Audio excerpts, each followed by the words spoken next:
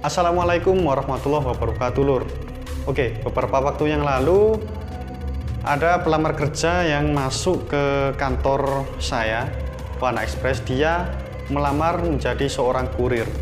Kebetulan pada waktu itu juga ada lowongan karena salah satu posisi kurir itu kosong. Akhirnya dia harus menjalani training dulu selama 3 hari. Namun baru 1 hari training dia sudah mengundurkan diri. Ketika saya tanya alasannya kenapa kok mengundurkan diri padahal peluang masuknya itu besar, dia mengatakan karena nahan ijazah, Mas.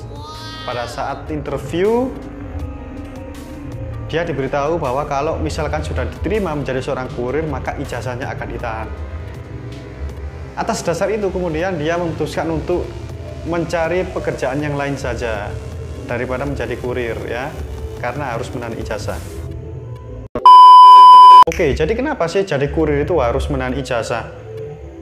Ya secara logika saja ya, kita itu dipercaya untuk membawa paket, mengirimkannya ke konsumen yang jumlahnya ribuan per bulan. Jadi paket yang harus kita kirim per bulan itu tidak puluhan, tidak ratusan, tapi ribuan. Lah dari ribuan paket itu nilainya juga berbeda-beda, mulai dari belasan ribu sampai jutaan rupiah. Bayangkan kalau misalkan ada oknum kurir yang tergiur, dia ingin menggelapkan paket, isi paket yang harusnya dia kirim. Kalau misalkan tidak nahan ijazah, kira-kira kejadian itu bakal terjadi nggak? Pasti terjadi, pasti. Karena tidak ada ikatan kan, tidak ada jaminan kan. Sehingga dibawa kabur, ya sudah. Perusahaan yang rugi gitu loh. Sudah kena marah konsumen, rugi. Barang konsumen hilang, nama perusahaan tercoreng. Apalagi kalau sistem pembayarannya menggunakan sistem pembayaran COD, cash on delivery, bayar di tempat. Itu uang cash dikasihkan ke kurir. Gimana kalau nanti oknum kurir itu ada yang tergiur, yang harusnya uang COD itu disetorkan ke kantor, namun ternyata dikantongin, digelapkan, dibuat foya-foya, dibuat bayar utang misalkan.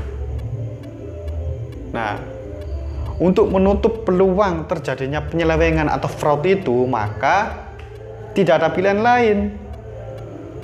Perusahaan harus punya sesuatu yang bisa mengikat si karyawan sebagai jaminan supaya karyawan itu tidak berbuat fraud atau berbuat yang tidak diinginkan itu tadi. Sehingga yang dijadikan jaminan itu ya ijazah itu tadi.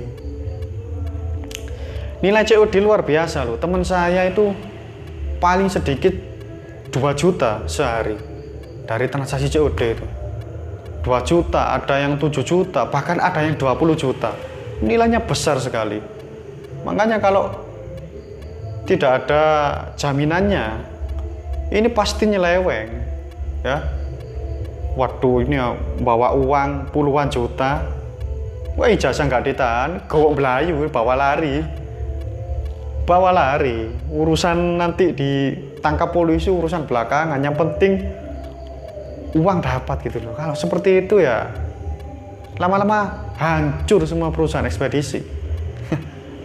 Itulah mengapa perusahaan ekspedisi itu menahan ijazah buat mereka yang ingin melamar sebagai kurir. Tidak bermaksud untuk sesuatu yang tidak baik. Tujuannya baik untuk menjamin keamanan barang konsumen supaya tidak digelapkan, supaya tidak diselewengkan oleh kurir, ya. Makanya kalau teman-teman pengen jadi kurir ya, saya kira semua ekspedisi itu pasti nahan ijazah karena memang tanggung jawab kurir itu besar. Kurir diberi tanggung jawab untuk membawa barang yang nilainya itu tidak sedikit. sehingga harus ada jaminannya supaya si kurir itu tidak berbuat nyeleweng, tidak berbuat fraud. Jadi seperti itu bro ya, tujuannya baik. Toh nanti kalau teman-teman resign juga akan diproses dan pasti dikembalikan ijazahnya, jadi nggak usah khawatir ya. Oke, terima kasih. Mungkin cuma itu saja yang bisa saya sampaikan dalam video kali ini.